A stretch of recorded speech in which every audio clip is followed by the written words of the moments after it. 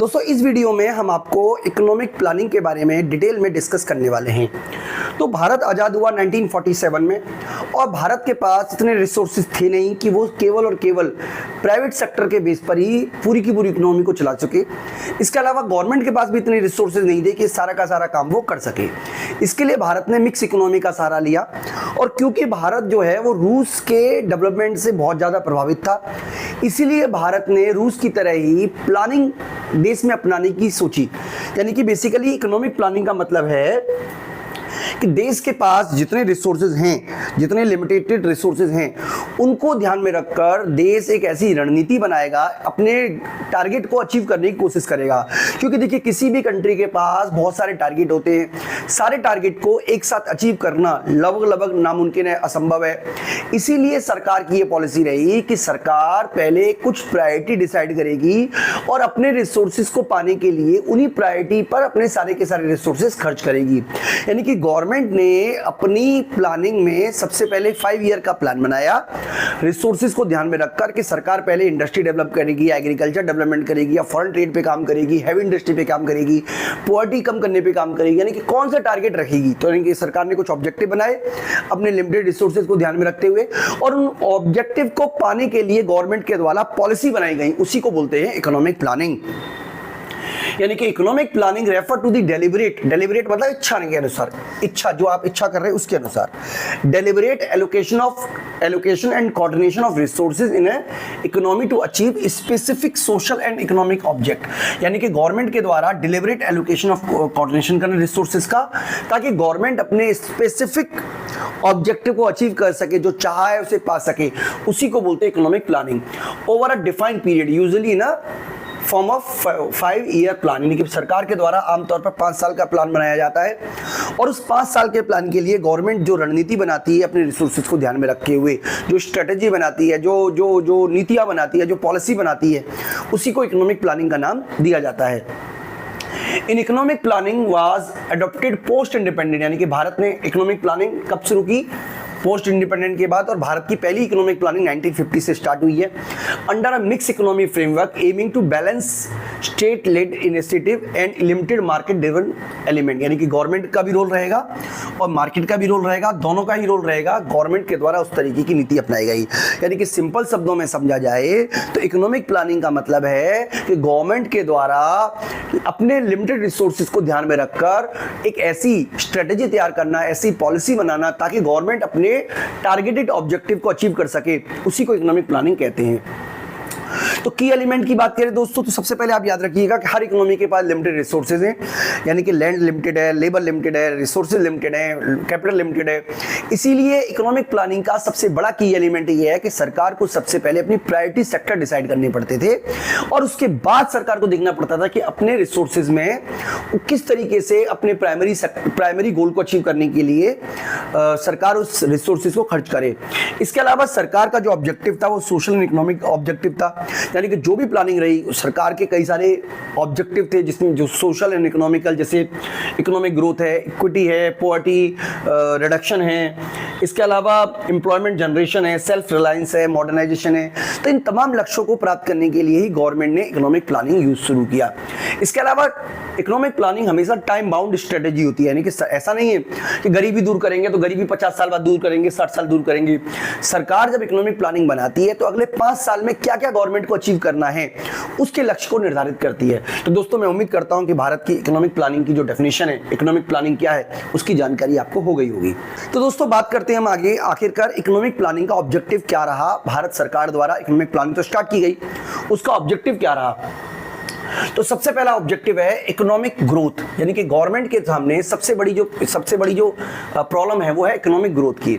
Economic growth measures in term of GDP, यानी कि हर देश अपनी इकोनॉमिक ग्रोथ को जीडीपी के टर्म में मेजर करता है। It being one of the primary objective of planning, यानी कि देश के सामने जीडीपी को बढ़ाना ही इकोनॉमिक ग्रोथ का एक प्रमुख उद्देश्य में से एक माना जाता है। यहाँ पे दोस्तों हमने कुछ प्लानिंग के बारे में बताई हुई है कि भारत में फर्स्ट प्लान में 3.6% जीडीपी ग्रोथ देखने को मिली, थर्ड प्लान में जीडीपी ग्रोथ रेट 2.8% रही, सेवंथ प्लान में जीडीपी ग्रोथ रेट 5.6% रही और 11th प्लान में जीडीपी ग्रोथ रेट 7.9% रही। इससे हमें पता चलता है कि भारत सरकार द्वारा इकोनॉमिक ग्रोथ जो था वो एक सबसे महत्वपूर्ण ऑब्जेक्टिव था इकोनॉमिक प्लानिंग करने का, और ये सभी योजनाओं के अंदर रहा है, ऐसा नहीं किसी एक योजना में, ये तो बेसिकली कॉमन फैक्टर हैं जो सभी पूरी की पूरी प्लानिंग के ऑब्जेक्टिव रहे या अधिकतर प्लानिंग के ऑब्जेक्टिव रहे। इसके अलावा मॉडर्नाइजेशन करना। मॉडर्नाइजेशन का मतलब होता है कि गवर्नमेंट के द्वारा ऐसी स्ट्रेटेजी बनाना जिससे कि फर्में और सरकार मॉडर्न टेक्नोलॉजी और इम्प्रूव वर्जन ऑफ मशीन्स का यूज़ करे।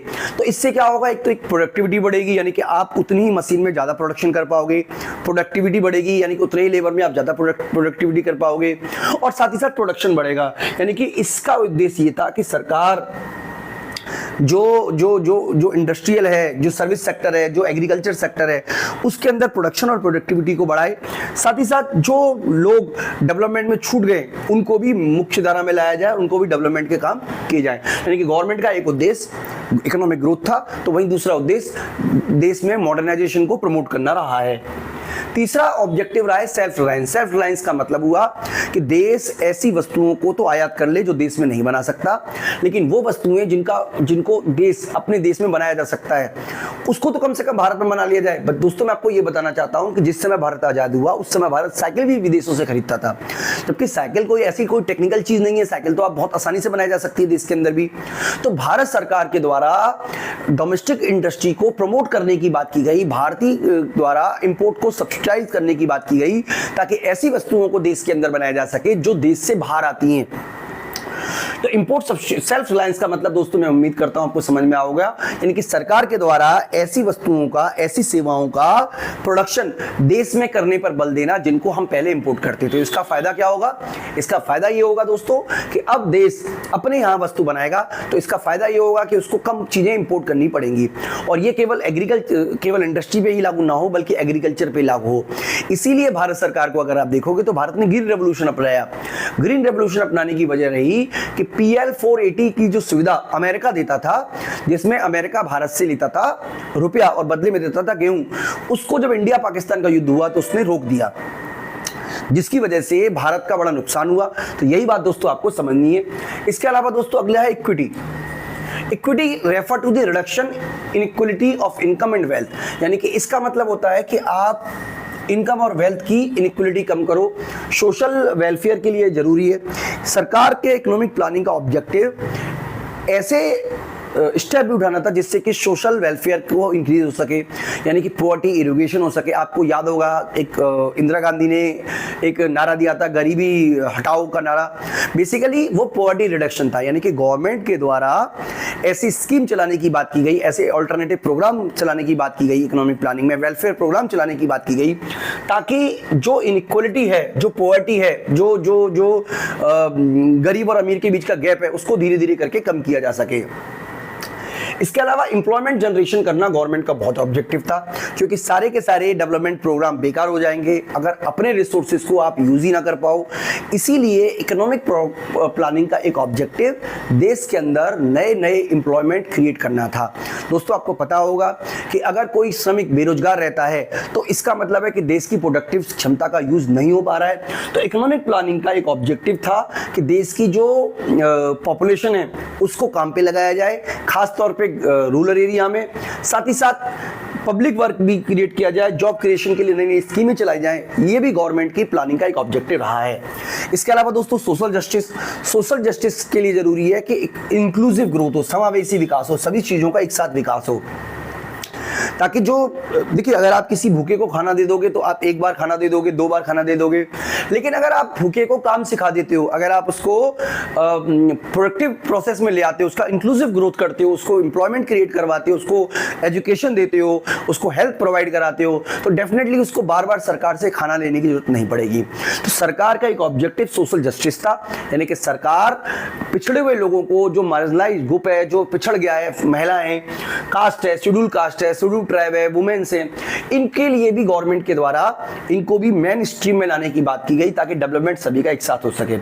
इसके अलावा बैलेंस रीजनल डेवलपमेंट गवर्नमेंट का एक ऑब्जेक्टिव रहा। विकास की दौड़ में कुछ शहर और कुछ एरिया तो डेवलप्ड हो गए, लेकिन बहुत सारे एरिया जो लेस डेवलप रह गए। यानी कि गवर्नमेंट का इकोनॉमिक प्लानिंग का एक ऑब्जेक्टिव ऐसे रिमोट एरिया में, ऐसे रिमोट कह सकते हो एरिया के अंदर, या जो पिछड़ गए स्टेट उनके अंदर बड़ी बड़ी इंडस्ट्री स्टैब्लिश करना था, ताकि वो भी डेवलप हो सकें और देश का बैलेंस ग्रोथ हो सके। तो दोस्तों ये सारे के सारे हमने आपको कुछ उपाय बताए। इसके अलावा हम आगे पढ़ते हैं कि गवर्नमेंट किस तरीके से, जो गवर्नमेंट के द्वारा जो 5 ईयर प्लान अपनाए गए उसकी कैसी कैसी परफॉर्मेंस रही। तो बात करते हैं फर्स्ट ईयर प्लान की। तो फर्स्ट ईयर प्लान की जो शुरुआत हुई है उसके लिए हमने हेरोडामर मॉडल यूज किया। दोस्तों हेरोडामर मॉडल बेसिकली ये बताने की कोशिश करता है कि जितने भी देश हैं उन्होंने इन्वेस्टमेंट के द्वारा ग्रोथ को अचीव किया, यानी कि बेसिकली ये जो पूरी की पूरी थ्योरी है ये इन्वेस्टमेंट ओरिएंटेड ग्रोथ की बात करती है। तो बेसिकली जो हेरोडामर मॉडल है, focusing on balance investment, saving and economic growth, man focus on agriculture development. इस पूरे के पूरे प्लान का जो फोकस रहा वो एग्रीकल्चर डेवलपमेंट रहा। और इसके अंदर बेसिकली जो फूड शॉर्टेज की प्रॉब्लम थी, जो इंडिपेंडेंट के पास थी, उसका सामना देश को करना था। भारत आजाद हुआ 1947 में, भारत के सामने फूड ग्रेन की समस्या रही। 1943 में बंगाल के अंदर बहुत बड़ी फैमिनी आई जिसमें लाखों करोड़ों लोग मारे गए। तो इसके लिए देश ने सबसे पहले आजाद होते ही अपनी फूड शॉर्टेज को सुधारने के लिए फूड सेक्टर में, यानी कि एग्रीकल्चर सेक्टर में इन्वेस्टमेंट की बात की गई। की फीचर की बात करें तो इसके अंदर इन्वेस्टमेंट किया गया डैम के अंदर, जैसे भागड़ नागड़ा डैम है, इरिगेशन एंड एग्रीकल्चर इंफ्रास्ट्रक्चर की बात की गई। इसके अलावा लैंड रिफॉर्म इस पूरे के पूरे पीरियड में शुरू किया गया, ताकि किसानों की आर्थिक स्थिति जो खराब हो गई है टेनेंसी की वजह से या लैंडलॉर्ड की वजह से, उसको रिफॉर्म करने की बात की गई। तो अचीवमेंट की दोस्तों बात करें तो इसके अंदर हमारा टारगेट था 2.1% एनुअली ग्रोथ अचीव करना, जबकि एक्चुअल जो ग्रोथ रही है वो 3.6% रही है, यानी कि काफ़ी अच्छी ग्रोथ रेट देखने को मिली। इसके अलावा फूड ग्रेन में हमने काफ़ी इंप्रूवमेंट देखने को मिला हमारे को। साथ ही साथ हमारा इरिगेशन और पावर में भी अच्छा खासा इन्वेस्टमेंट इस पूरे के पूरे प्लान के अंदर देखने को मिला है। चैलेंजेस की बात करें दोस्तों तो इसके अंदर बेसिकली एग्रीकल्चर पर तो फोकस किया गया, लेकिन सेकेंडरी सेक्टर यानी कि इंडस्ट्रियल सेक्टर के डेवलपमेंट पर कोई विशेष रूप से ध्यान नहीं दिया गया है। तो ये दोस्तों पहली जो 5 ईयर प्लान है उसके हमने फीचर आपको बताए। पहले आप इन डेट जरूर याद रखिएगा कि जो फर्स्ट 5 ईयर प्लान है उसका जो डेट है वो 1951 से लेके 1956 के बीच का। इसके अलावा दूसरा जो है वो है 1956 से लेके 1961 का। इसके अंदर पीसी महालनोबिस मॉडल यूज किया गया 1953 के अंदर, इसको मतलब बताया गया इसको। और इसके बाद 1956 से लेके 1961 में गवर्नमेंट के द्वारा पीसी महालनोबिस मॉडल यूज किया गया, जिसके अंतर्गत हैवी इंडस्ट्री और इंफ्रास्ट्रक्चर डेवलपमेंट की बात की गई। उन्होंने प्रूव किया अपने मॉडल के थ्रू कि अगर देश की सरकार हैवी इंडस्ट्री और इंफ्रास्ट्रक्चर पे वर्क करती है तो पूरी की पूरी इकोनॉमी पे डेवलपमेंट होगा। तो इसके अंदर जो फोकस था वो इंडस्ट्रियल डेवलपमेंट था। फर्स्ट प्लान में एग्रीकल्चर पे फोकस किया गया है, सेकंड प्लान में इंडस्ट्रियल डेवलपमेंट पे फोकस किया गया है, ताकि इकोनॉमी सेल्फ रिलायंस इकोनॉमी बन सके, जो डिपेंडेंसी है वो कम हो सके। की फीचर्स की बात करें दोस्तों तो इसके अंदर हैवी इंडस्ट्री पे सबसे ज़्यादा फोकस किया गया। इसी में भिलाई, रोडकीला ये सब स्टार्ट हुए। इसके अलावा माइनिंग भी इसमें किया गया, यानी कि इसका सारा फोकस था हैवी इंडस्ट्री डेवलपमेंट करने पर था। इसके अलावा इंडस्ट्रियल पॉलिसी 1956, जिसको कि आप आगे वाले वक्त में पढ़ोगे, उसको भी इसी प्लानिंग में लॉन्च किया गया, जिसके अंदर पब्लिक सेक्टर पर ज़्यादा एम्फिसाइसिस किया गया है गवर्नमेंट के द्वारा। पब्लिक सेक्टर ही इंडस्ट्रियल डेवलपमेंट कर सकती है, ऐसा मानना था इस पूरे के पूरे प्लान में। अचीवमेंट की बात करें दोस्तों तो इसका सबसे पहला अचीवमेंट ये रहा कि इसके अंतर्गत हमने टारगेट रखा 4.5% ग्रोथ का, लेकिन जो एक्चुअल में हमें अचीव हुई वो रही 4.27%। इसके अलावा इसका अचीवमेंट ये रहा कि इसके अंदर बेसिक स्टील, कोल और सीमेंट, इन सभी जो बेसिक इंफ्रास्ट्रक्चर इंडस्ट्री है उसको काफ़ी विकास हुआ, इनका काफ़ी डेवलपमेंट हुआ। चैलेंजेस की बात करें दोस्तों तो इंडिया ने इस समय 1956 में बहुत बड़ा फाइनेंशियल क्राइसिस देखा, और क्योंकि इंडिया ने बहुत ज़्यादा मात्रा में एक्सपोर्ट इंपोर्ट पर रोक लगा रखी थी, तो जिसकी वजह से उसके बावजूद भी इंपोर्ट का बिल बहुत हाई था। इसके अलावा देश के अंदर कोई फॉरेन एक्सचेंज रिजर्व था नहीं, क्योंकि हम बहुत कम एक्सपोर्ट कर पाते थे। इसकी वजह से भी देश को बहुत सारा नुकसान हो रहा था। साथ ही साथ इस स्थिति में एग्रीकल्चर और स्मॉल स्केल इंडस्ट्री पर किसी भी तरीके का ज़्यादा ध्यान नहीं दिया गया। ये भी दोस्तों सेकंड 5 ईयर प्लान की आलोचना है। बात करें दोस्तों थर्ड प्लान की, तो थर्ड प्लान जो हमारा आया है वो आया है 1961 से लेके 1966 को, जिसको कि गढ़गिल योजना भी कहते हैं, क्योंकि इसके जो कमिश्नर थे मतलब चेयरमैन, डिप्टी चेयरमैन, वो रहे हैं GR गाडगिल। दोस्तों चेयरमैन जो होता था प्लानिंग कमीशन का, वो थे इसके प्रधानमंत्री, और जो वाइस चेयरमैन थे, इसके डिप्टी चेयरमैन थे, वो थे DR गाडगिल। उन्हीं के नाम पर इसको गाडगिल प्लान योजना भी कहा जाता है। तो ऐसे क्वेश्चन दोस्तों MCQ में आपसे बहुत सारी बार पूछे जाते हैं कि गाडगिल योजना का प्लान कौन सा था, कौन सी योजना गाडगिल योजना है, तो इस महालनोबिस मॉडल पे कौन सी योजना बनी हुई है। तो इस सभी चीज़ों को आप ठीक से याद कीजिएगा। मैंने सभी पॉइंट को कवर करने की पूरी कोशिश की है। मेन फोकस इसका क्या रहा? इसका फोकस रहा बैलेंस ग्रोथ पर अक्रॉस इंडस्ट्री एंड एग्रीकल्चर, यानी कि इसके अंदर पहली बार बैलेंस ग्रोथ की बात की गई। फीचर्स की बात करें तो continuity emphasises on industrial growth alongside increasing focus on defence due to border tension. आपको पता होगा दोस्तों 1962 में चीन के साथ और 1965 में पाकिस्तान के साथ भारत का युद्ध हुआ। इसकी वजह से भारत को बहुत बड़ा पैसा डिफेंस इक्विपमेंट पे खर्च करना पड़ा। इसके अलावा हैवी इन्वेस्टमेंट किया गया एजुकेशन पर, साइंटिफिक रिसर्च पर, जिसमें IIT की स्थापना करना भी शामिल था। तो ये दोस्तों इसके कुछ की फीचर्स हैं। अचीवमेंट की बात करें दोस्तों तो इसके अंतर्गत हमारा टारगेट था 5.6%, लेकिन हमारी जो ग्रोथ हुई है वो मात्र 2.54% हुई है। और इसका सबसे बड़ा जो रीजन थी वो है इंडिया का 1960 में चाइना से वार और 1965 में पाकिस्तान से वार। ठीक है जी। चैलेंजेस की बात करें दोस्तों तो इसके अंदर सबसे बड़ी प्रॉब्लम ये रही कि इंडिया को 2 वॉर का सामना करना पड़ा, साथ ही साथ सूखे का भी सामना करना पड़ा, जिसकी वजह से ये योजना पूरी तरीके से विफल मानी जाती है। इसके अलावा इकोनॉमिक इनस्टेबिलिटी आई इस योजना में, कीमतें बढ़ी, इसके अलावा एग्रीकल्चर का आउटपुट भी गिरने को मिला। तो इस तरीके से दोस्तों हमने आपको 3 योजनाओं के बारे में बताया। तीसरी योजना विफल रही। उसके बाद सरकार ने अगले 3 साल तक कोई योजना नहीं बनाई, जिसको हम प्लान हॉलिडे का नाम कहते हैं। यानी कि तीसरी योजना की विफलता की वजह से भारत सरकार द्वारा ये एक बार सोचना पड़ा कि क्या आखिरकार हम कहीं ऐसा तो नहीं है कि योजना बना के कुछ गलत कर रहे हो। इसलिए सरकार ने 5 ईयर योजना 5 ईयर प्लान को टाल दिया और उसकी जगह पे प्लान हॉलिडे लेके आई 1966 से लेके 69 तक। इसका में अंदर फोकस रहा इकोनॉमी को स्टेबलाइज करने पर। इसके अलावा एग्रीकल्चर और इंडस्ट्री पे फोकस करना रहा। अगर हम बात करें दोस्तों की मेजर्स की तो इसके अंदर हमने 1966 में रुपीस का डिवैल्यूएशन किया ताकि हमारा एक्सपोर्ट बढ़ सके, और साथ ही साथ हमारा जो एग्रीकल्चर है उसको भी इम्पोर्टेंस दिया गया इंडस्ट्रियल सेक्टर के साथ। बेसिकली डीवैल्यूएशन करना इस पूरे के पूरे काल में बहुत इंपॉर्टेंट रहा, क्योंकि भारत के रुपए पर क्योंकि फिक्स एक्सचेंज सिस्टम रहा इस दौर में, इसकी वजह से भारत का जो बैलेंस ऑफ पेमेंट है उसका जो डेफिसिट है वो लगातार बढ़ रहा था। इसके लिए भारत ने अपने रुपए को डिवैल्यूएट किया ताकि हमारा एक्सपोर्ट बढ़ सके और इम्पोर्ट कम हो सके। फोर्थ 5 ईयर प्लान की हम बात कर रहे हैं दोस्तों। फोर्थ 5 ईयर प्लान दोबारा से स्टार्ट किया गया 1969 में और चलाई 1974 तक। इसके अंतर्गत हमारी growth and stability and achieving self reliance ये हमारा टारगेट था, यानी कि ग्रोथ हो, स्टेबिलिटी आए और साथ ही साथ हम अपने सेल्फ रिलायंस यानी कि एक तरीके से आत्मनिर्भरता को प्राप्त कर सकें। की फीचर्स की बात करें तो the plan focus on controlling inflation, क्योंकि आपको पता होगा दोस्तों तीसरी योजना में बहुत ज़्यादा इन्फ्लेशन रेट रही, इसीलिए इस योजना का उद्देश्य इन्फ्लेशन कंट्रोल करना था। साथ ही साथ एग्रीकल्चर प्रोडक्टिविटी को इंक्रीज करना रहा, इंडस्ट्रियल डेवलपमेंट करना रहा। ये सब हमारी चौथी योजना के उद्देश्य थे।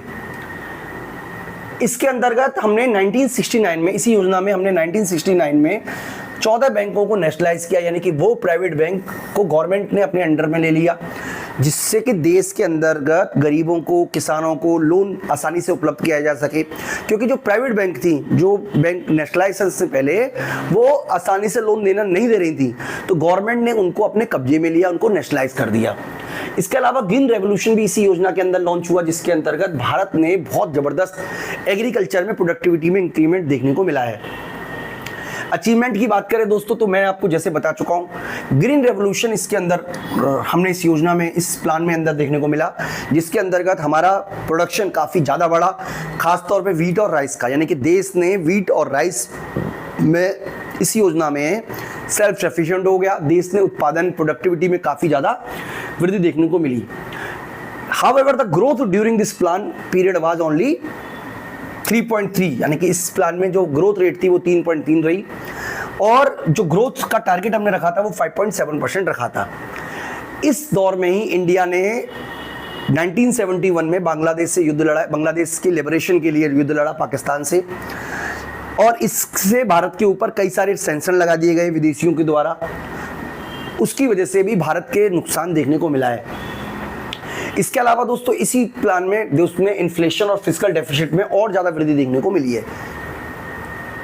बात कर रहे हैं दोस्तों फिफ्थ प्लान की, तो फिफ्थ प्लान को हम गरीबी हटाओ का नाम से जानते हैं। गरीबी हटाओ का एक प्लानिंग गवर्नमेंट के द्वारा चुनी गई थी, यानी कि इसके अंदर पॉवर्टी एलिमिनेशन की बात की गई, साथ ही साथ एम्प्लॉयमेंट, जस्टिस एंड डिफेंस की बात की गई। यानी कि फिफ्थ ईयर प्लान में बेसिकली सोशल जस्टिस की बात पूरी की पूरी तरीके से देखने को मिलती है। की फीचर्स की बात करें दोस्तों, तो priority given to increasing agriculture production and expanding employment opportunity. तो सबसे पहली जो इसके अंदर बात की गई वो है एम्प्लॉयमेंट अपॉर्चुनिटी को इंक्रीज किया जाए, एम्प्लॉयमेंट को बढ़ाया जाए। इसके अलावा 1971 के अंदर के बाद जो इंडिया के अंदर सैंक्शन लगे थे जिससे कि इकोनॉमिक क्राइसिस पैदा हुआ था देश के अंदर, उसको ठीक करने की भी कोशिश ये की गई ताकि देश अब समृद्धिशाली बन सके। इसके अलावा पॉवर्टी अल्टरनेटिव प्रोग्राम,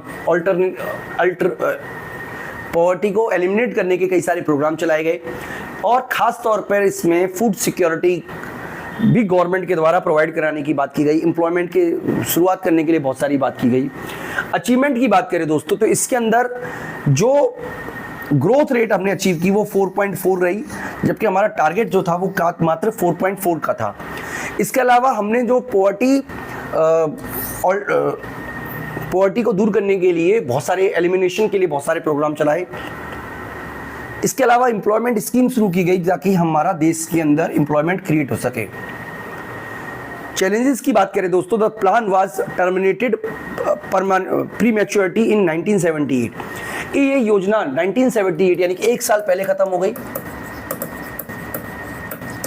इसकी वजह ये रही दोस्तों क्योंकि उस समय मोरारजी देसाई की सरकार आ चुकी थी, इंदिरा गांधी की सरकार को हटा के उन्होंने जो ये वाला प्लान है उसको खत्म कर दिया, और उसके अलावा उनका जो प्लान है उसको हम बोलते हैं रोलिंग प्लान के नाम से जानते हैं। तो रोलिंग प्लान जो है वो 1978 से 1990 तक रहा, और ये 2 साल रहने की सबसे बड़ी वजह ये है क्योंकि 2 साल के बाद ही मोरारजी देसाई की सरकार गिर गई थी। इसके अंतर्गत ये कहा गया कि भाई हम 5 ईयर का प्लान नहीं बनाएंगे, बल्कि जो भी प्लान बनाएंगे उसको एनुअली रिव्यू करते रहेंगे, यानी कि हर साल एक प्लान बनेगा जिसको कि हम रिव्यू करते रहेंगे। इसके अंतर्गत 2 ही प्लान आ पाए 1978 से लेकर 1980 तक। इसके अंतर्गत हमारे को हर बार अपने प्लान को टारगेट और अचीवमेंट को हमें एनुअली रिव्यू करना था। 1980 में गवर्नमेंट कांग्रेस पार्टी दोबारा से आ गई, जिसने उसने अपना रोलिंग प्लान खत्म करके दोबारा से 6 ईयर प्लान दोबारा से स्टार्ट कर दिया। तो दोस्तों हम आगे बात करते हैं 6 ईयर प्लान की। तो दोस्तों छठे प्लान तक आते आते देश के सामने ये समझ में आ गया था कि अब ग्लोबल इकोनॉमी बने बगैर काम नहीं चल सकता, इसीलिए गवर्नमेंट के द्वारा लिबरलाइजेशन की शुरुआत यहाँ से हो जाती है।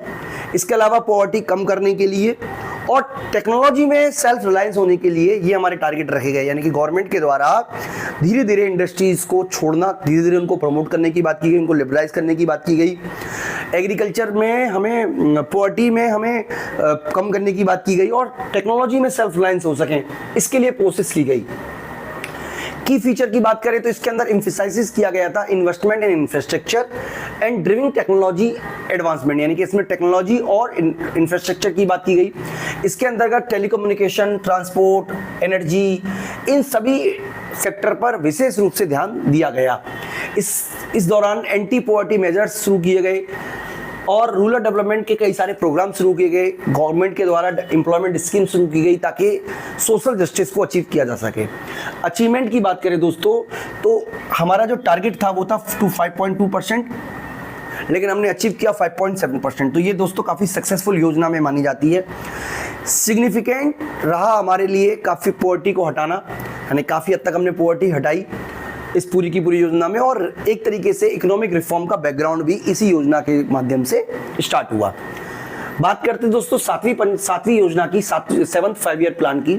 तो 7 5 ईयर प्लान 1985 से लेकर 1990 तक रहा। इसके अंतर्गत सेल्फ रिलायंस इकोनॉमी बनाने की बात की गई, एम्प्लॉयमेंट इंक्रीज करने की टारगेट रखा गया और साथ ही साथ टेक्नोलॉजी इंप्रूवमेंट के हमारा टारगेट रखा गया। की फीचर की बात करें, for the first time private sector was prioritise over the public sector, यानी कि इस योजना में पहली बार प्राइवेट सेक्टर को पब्लिक सेक्टर से ज्यादा बल दिया गया, ज्यादा उस पर फोकस किया गया, जिससे कि हमें पता चलता है कि धीरे धीरे इकोनॉमी भारत की लिबरलाइजेशन की तरफ बढ़ना स्टार्ट हो चुकी थी। इसके अलावा focus on food production, employment generation and productivity enhancement, यानी कि देश में फूड प्रोडक्शन को बढ़ाने पर जोर दिया गया, एम्प्लॉयमेंट जनरेशन पर जोर दिया गया और प्रोडक्टिविटी को बढ़ाने पर, यानी कि नई नई टेक्नोलॉजी यूज करने पर इस पूरी की पूरी योजना में बल दिया गया। Significant focus on promoting small scale industry and export led growth, यानी कि देश के अंदर बैलेंस ऑफ पेमेंट का क्राइसिस को बचाने के लिए एक्सपोर्ट करने वाली इंडस्ट्री पर विशेष ध्यान देने की बात की गई। साथ ही साथ स्मॉल स्केल इंडस्ट्री के डेवलपमेंट की बात की गई ताकि एम्प्लॉयमेंट जनरेट हो सके। इसके अलावा साइंस एंड टेक्नोलॉजी पर जोर दिया गया इस पूरी की पूरी योजना में, ताकि इंप्रूव टेक्नोलॉजी को यूज किया जा सके। इसी दौर में दोस्तों कंप्यूटर भी भारत में इसी दौर के अंदर आया था। अचीवमेंट की बात करें दोस्तों, तो इस योजना में भी जो टारगेट था वो 5% था, लेकिन जो हमने ग्रोथ अचीव की वो 6.01% रही, यानी कि जो भी बहुत ज्यादा इंप्रेसिव ग्रोथ मानी जाती है। Sustainable grain in food grain production leading to food security. इसके अलावा increase employment opportunity and better productivity in the industrial sector. तो ये दोस्तों ये इसके अचीवमेंट रहे। फेलियर की बात करें तो इसके बाद देखिए, इसके बाद हमारा ये रही 1990 तक। उसके बाद हमारा है एनुअल प्लान 1990 से 1992 तक। अब 1990 से 1992 तक देश के सामने बहुत ज़्यादा अनसर्टेनिटी रही, कई बार पॉलिटिकल चीज़ें बदली, खासतौर पे सेंट्रल गवर्नमेंट में, जिसकी वजह से 5 ईयर प्लान इम्प्लीमेंटेड नहीं हो पाया। तो इसके फीचर जो रहे वो ये रहे कि 2 annual plan was created in 1991 and 1992, mainly focus on stabilising the economy and preparing economic reforms. The economic focus significant challenges due this period, including Gulf War, leading to increased prices, fiscal imbalance and foreign exchange. तो दोस्तों 1991 के अंदर भारत को बहुत ज़्यादा economic crisis का सामना करना पड़ा 1991 तक आते आते, जिसकी वजह से भारत ने 1991 में इकोनॉमिक रिफॉर्म स्टार्ट किया। तो दोस्तों अब हम आगे बात करते हैं 8th ईयर प्लान की। तो 8th ईयर का जो प्लान है, 8th ईयर प्लान है, it is mainly focus on development of human resources, include employment, education and public health. यानी कि इसके अंतर्गत हमारे पहली बार ह्यूमन रिसोर्स को डेवलपमेंट करने की बात की गई। This period also make a watershed of Indian economic reform, यानी कि इसने एक वाटरशेप दी, एक तरीके की दिशा देने का काम किया इकोनॉमिक रिफॉर्म को। तो की फीचर कौन कौन से हैं दोस्तों, एक बार वो समझ लेते हैं। सबसे ज़्यादा पहला की फीचर इसमें लगा कि इस पूरी की पूरी योजना में इकोनॉमिक रिफॉर्म स्टार्ट हुए और नरसिम्हा राव इस समय की गवर्नमेंट में थे, जिन्होंने एलपीजी पॉलिसी फोकस की। इकोनॉमी मार्केट ओरिएंटेड इकोनॉमी में बदल गई, यानी कि जो इकोनॉमी पहले पब्लिक सेक्टर पे फोकस करती थी अब वो मार्केट इकोनॉमी बन गई, यानी कि डिमांड एंड सप्लाई के फोर्सेस ही डिसाइड करेंगे कि मार्केट में किस तरीके से काम करेगी। और साथ ही साथ प्राइवेट सेक्टर को इंक्रेज करने की बात इस तरीके से की गई। स्पेशल emphasizes on development और ह्यूमन रिसोर्सेज, यानी कि ह्यूमन रिसोर्सेज की बात, ह्यूमन रिसोर्स डेवलपमेंट करने की बात इस योजना में की गई। इसी योजना में हेल्थ, एजुकेशन और टेक्नोलॉजी पर विशेष रूप से ध्यान दिया गया है। अचीवमेंट की बात करें दोस्तों तो इस योजना में हमारा टारगेट था 5.6, लेकिन हमने अचीव किया है 6.8% की ग्रोथ। इकोनॉमिक रिफॉर्म इस समय स्टार्ट हो चुके थे, जिससे इंडियन इकोनॉमी ने ओपन हो गई वर्ल्ड इकोनॉमी के लिए, यानी कि विदेशी भारत में अपना सामान बेच सकते थे, भारतीय अपना विदेशों में सामान बेच सकते थे। फॉरेन डायरेक्ट इन्वेस्टमेंट काफ़ी देश के अंदर आया। साथ ही साथ पब्लिक हेल्थ और एजुकेशन और हेल्थ के सेक्टर में भी डेवलपमेंट हुआ, यानी कि आज का आप जो भारत देख रहे हो उसकी शुरुआत भारत में 1991 की इकोनॉमिक रिफॉर्म से होती है। दोस्तों आने वाले वक्त में हम आपको इकोनॉमिक रिफॉर्म की जो पॉलिसीज हैं उसके बारे में भी आगे फर्दर डिस्कस करेंगे। इसके अलावा 1997 से 2000 तक की जो पॉलिसी जिसको 9th 5 ईयर प्लान बोलते हैं उसकी बात करें तो 9th 5 ईयर प्लान का जो ऑब्जेक्टिव रहा है वो है growth and social justice and equality.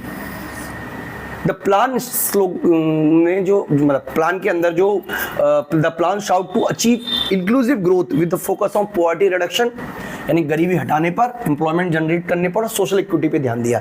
Basically इस योजना के अंतर्गत सरकार का जो फोकस रहा है वो है growth with social justice and equity, ये बेसिकली इसका स्लोगन है। की फीचर की बात करें तो इसके अंतर्गत बैलेंस रीजनल डेवलपमेंट की बात की गई। इसके अलावा टारगेट किया गया ह्यूमन डेवलपमेंट के बारे में, यानी कि ताकि जो हमारा ह्यूमन डेवलपमेंट इंडिकेटर है उसको स्ट्रॉन्ग किया जा सके। इसके लिए जरूरी है कि हेल्थ, एजुकेशन, इंफ्रास्ट्रक्चर, इन सभी चीज़ों पे खर्चा किया जा सके। इसके अलावा encourage private sector investment, private sector के इन्वेस्टमेंट पर सरकार के द्वारा फोकस किया गया। अचीवमेंट की बात करें दोस्तों तो इसका जो टारगेट था हमारा ग्रोथ का वो था 5.6, लेकिन हमने केवल अचीव किया है 6.5 था, लेकिन हमने अचीव किया है 5.6। It was unable to significantly reduce poverty और achieve equitable growth across region, यानी कि ये इक्विटेबल ग्रोथ को अचीव करने में भी फेल रही। बात करें दोस्तों 10th 5 ईयर प्लान की, तो 10th 5 ईयर प्लान चलाया है 2002 से लेकर 2007 तक। इसका जो टारगेट था वो था हायर ग्रोथ को अचीव करना, साथ ही साथ डबल करना पर कैपिटा इनकम को अगले 10 साल तक, ये हमारा टारगेट रहा है। इसके अलावा पॉवर्टी को कम करने की, पॉवर्टी रेशियो को कम करने का प्रयास करना भी इसी योजना का एक उद्देश्य रहा।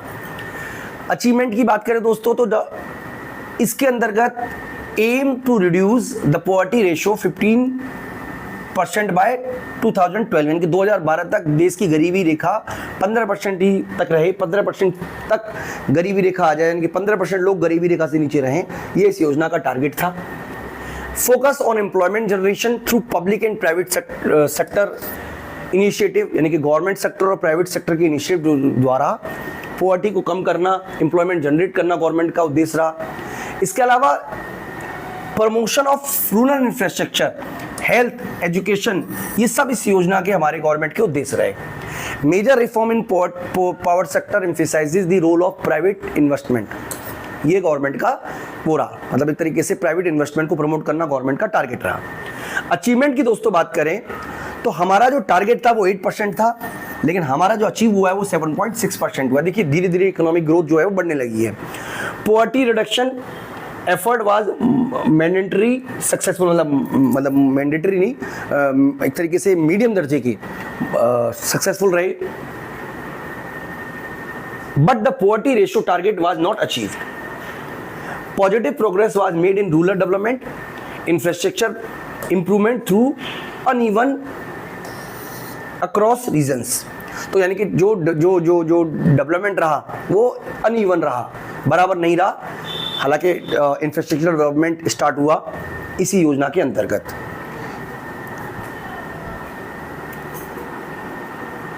वो था rapid and more inclusive growth, यानी कि सभी चीजों का, सभी क्षेत्रों का एक साथ विकास करना गवर्नमेंट का ऑब्जेक्टिव रहा। की फीचर्स की बात करें तो इसके अंतर्गत फोकस किया गया एजुकेशन पर, हेल्थ पर, ताकि ह्यूमन डेवलपमेंट इंडेक्स को इंप्रूव किया जा सके, HDI का जो रेट है उसको इंक्रीज किया जा सके। गवर्नमेंट ने लार्ज स्केल पर इनिशिएटिव लिया टू प्रमोट एग्रीकल्चर ग्रोथ, ताकि जो एग्रीकल्चर सेक्टर में जो रूरल अर्बन डिस्पैरिटीज है उसको कम किया जा सके। इसके अलावा गवर्नमेंट ने एम्प्लॉयमेंट जनरेशन पे फोकस किया, स्किल डेवलपमेंट के प्रोग्राम शुरू किए ताकि जो वर्क फोर्स है उसको अच्छी तरीके से काम मिल सके। इसके अलावा एम्फसाइज किया गया इन्वायरमेंटल सस्टेनेबिलिटी पर, ताकि देश में ग्रोथ के साथ साथ देश की जो पर्यावरण है उसकी भी सुरक्षा की जा सके। अचीवमेंट की बात करें दोस्तों तो इसका जो टारगेट था वो 7% था, लेकिन जो अचीव किया वो मात्र 8% रहा। जो प्रोग्रेस रही वो रही इंफ्रास्ट्रक्चर डेवलपमेंट में, एजुकेशन में, टेलीकम्युनिकेशन ग्रोथ देखने को मिली। इसके अलावा दोस्तों गवर्नमेंट के द्वारा नरेगा इसी योजना के अंदर शुरू किया गया, जिसने देश के अंदर काफी ज्यादा एक तरीके से सोशल वेलफेयर बढ़ाने का काम किया है। हमारी लास्ट योजना रही है दोस्तों 12th 5 ईयर प्लान। इसके अंतर्गत हमने फोकस किया है faster, more inclusive and sustainable growth. इसके अंदर जो एम्फसाइज किया गया है वो है इंक्लूसिव ग्रोथ पर, to reduce disparity between regional and social group, promotion of sustainable development by addressing environmental challenges, focus on energy security, infrastructure development and skill development to enhance productivity and employment. यानी कि government के द्वारा सबसे पहले क्या काम किया गया है, emphasising on inclusive growth to reduce disparity of regional and social growth. यानी कि देश के अंदर सभी क्षेत्रों का एक साथ विकास होना, ताकि जो रीजनल डिस्पैरिटीज है उसे कम किया जा सके, जो लोगों की बीच डिस्पैरिटी है उसे कम किया जा सके। साथ ही साथ देश के सामने जो एनवायरमेंट चैलेंजेस हैं उनको भी फुलफिल करना है, क्योंकि जैसे जैसे देश डेवलप करता है देश के सामने एनवायरमेंटल डिग्रेडेशन की समस्या आती है। भारत में भी आप देखोगे तो जल पानी भी प्रदूषित है, हवा भी प्रदूषित है। ऐसा ना हो कि डेवलपमेंट करते करते हम इन चीज़ों को भूल जाएं कि हमें साफ हवा भी चाहिए। तो इसके लिए गवर्नमेंट का जो ऑब्जेक्टिव है वो है डेवलपमेंट तो हो, लेकिन हमारे जो इन्वायरमेंटल चैलेंजेस हैं उनको भी ध्यान में रखने की कोशिश की जाए। इसके अलावा गवर्नमेंट का जो डेवलपमेंट था वो स्किल डेवलपमेंट पे रहा, इंफ्रास्ट्रक्चर डेवलपमेंट पे रहा, एनर्जी पे रहा, सिक्योरिटी पे रहा। इन सेक्टर में भी एम्प्लॉयमेंट जनरेट हो।